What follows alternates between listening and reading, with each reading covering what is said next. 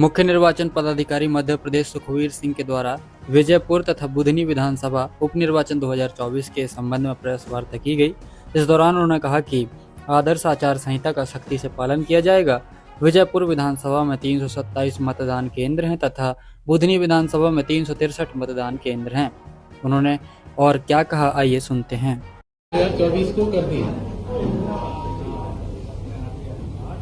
उपचुनाव की तारीखों की घोषणा के साथ ही मैं आपको क्लियर करना चाहूंगा कि श्योपुर और सीहोर जिले में, पूरे जिले में आदर्श आचार संहिता प्रभावशील हो गई है।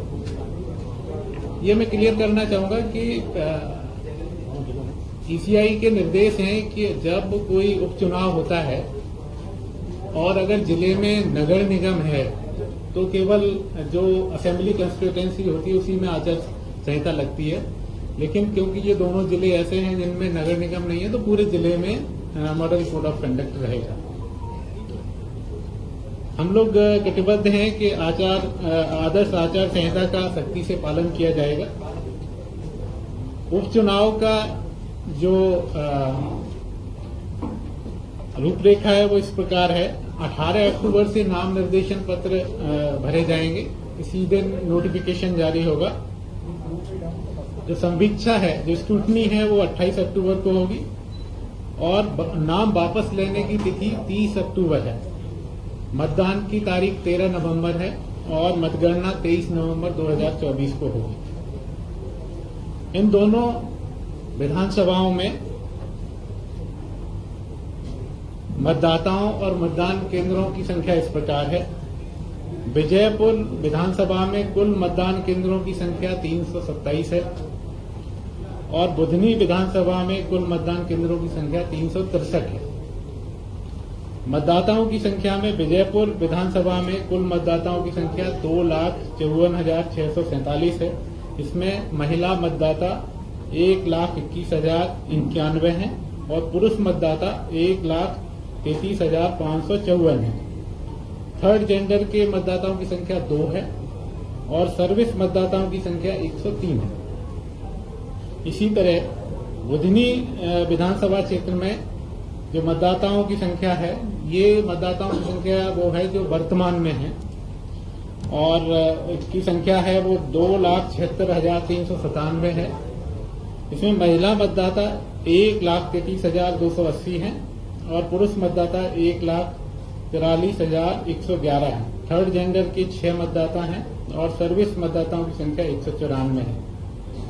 यहाँ मैं आपको अवगत कराना चाहूंगा कि जो हमारे 15 तारीख तक आवेदन ऐसे पेंडिंग हैं तो उनका हम निराकरण करेंगे और आयोग के निर्देश होते हैं कि जो लास्ट दिन होता है नाम निर्देशन लेने का, तब तक हम उसको रोल को फाइनल कर देंगे। कंप्लेंट्स अगर कोई आती हैं तो सी विजिल जो जनरल इलेक्शंस में ऐप चालू रहती है वो चालू रहेगी और वोटर हेल्पलाइन भी मतदाताओं की जानकारी के लिए चालू रहेगी। कोई भी मतदाता है वोटर हेल्पलाइन पे से अपनी जानकारी ले सकता है। मैं फिर से एक बार पुनः बताना चाहूंगा आपको कि हमारी तैयारी पूरी है। हमारी चर्चा लगातार जिले से हो रही है और जो पर्सनल लगने हैं, चाहे वो मतदान केंद्र पे हो या पुलिस पर्सनल हो जो लॉ एंड ऑर्डर के लिए, उनका जो सूची बनाना, इसके अलावा जो दल गठित करना, उनकी तैयारी हम लोग पूरी मुस्तैदी से शुरू कर दिए हैं और हम लोग कमिटेड हैं कि निष्पक्ष चुनाव कराएंगे। धन्यवाद। सर, ये रामनिवास रावत अब इन 2 विधानसभाओं को छोड़कर या इन 2 जिलों को छोड़कर दूसरे अन्य जिलों के लिए घोषणा या इनॉग्रेशन जैसे कार्यक्रम कर सकते हैं? जो एमसीसी है वो इन 2 जिलों में है। नहीं, अभी प्रत्याशी घोषित नहीं हुए हैं रामनिवास रावत, तो सरकार ऐसी कंडीशन में और घोषित होने दोनों की स्थिति में क्या रहने वाला?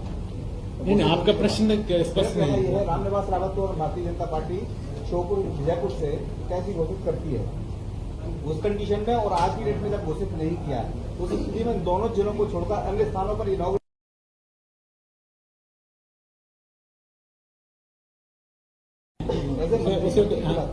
मैं ये कह रहा हूँ कि जो आदर्श आचरण संहिता है वो हमारी कल से इन 2 जिलों में है। इन 2 जिलों में कोई भी फाउंडेशन लेइंग नहीं होगी, भूमि पूजन या जो शिलान्यास है वो कार्यक्रम नहीं होंगे। अन्य जिलों में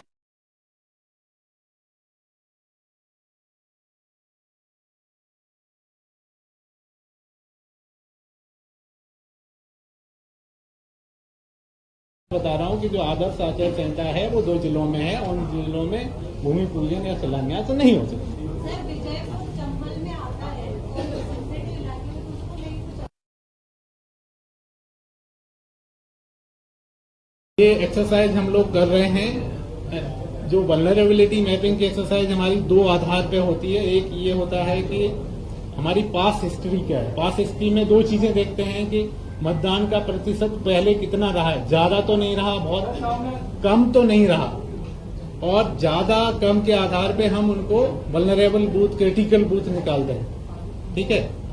इसके अलावा हम देखते हैं कि पास हिस्ट्री अगर ऐसी है कि कहीं पर झगड़ा हुआ है या कोई तकलीफें पहले रही हैं चुनाव में, तो उनको भी हम आइडेंटिफाई करते हैं। इसके अलावा जब एमसीसी लग जाती है उसके बाद भी हम नए मतदान केंद्र निकालते हैं वर्तमान परिस्थितियों के आधार पर। तो अगर दोनों जगह दोनों जिला कलेक्टरों को हम लोगों ने निर्देश दिए हैं कि वो critical and hyper critical booths का आइडेंटिफिकेशन करें और उसी के आधार पर हम पुलिस फोर्स लगाएं।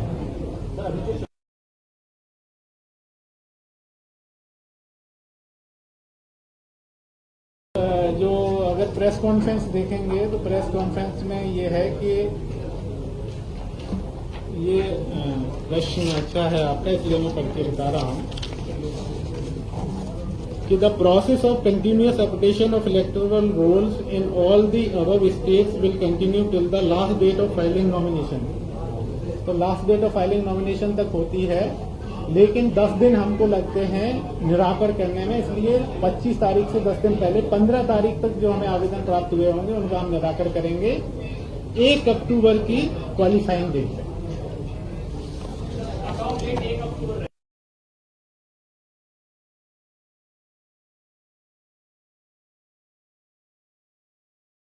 केंद्र से मांग किया है फोर्स की, और कितना अभी मिलेगा वो क्लियर नहीं है।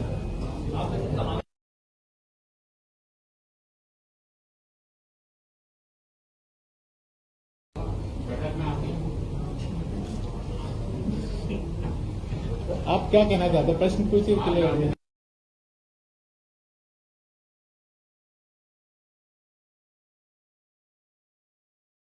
क्वेश्चन क्यों कर रहे हैं आप? क्लियर पूरा क्वेश्चन कर दीजिए एक बार में। हाँ, कुछ राजनीतिक दलों ने ये बात उठाई थी। हाँ उठाई थी। सर, केंद्रीय बलों की आवश्यकता है मध्य प्रदेश को 2 विधानसभाओं? जी, केंद्रीय बलों की आवश्यकता है, उसके लिए हमने मांग की। सर, बुधनी क्षेत्र में माइनिंग का अच्छा खासा एक रुतबा है, तो इलिसिट कैश ट्रांसफर को रोकने के लिए क्या कोई ऐसे रिकमेंडेशन?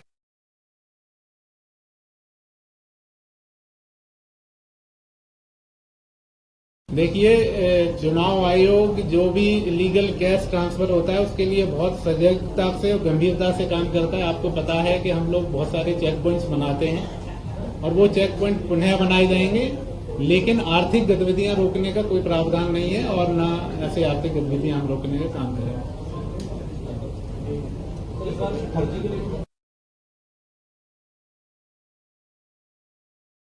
आपको बता, ठीक है। Okay, thank you very much.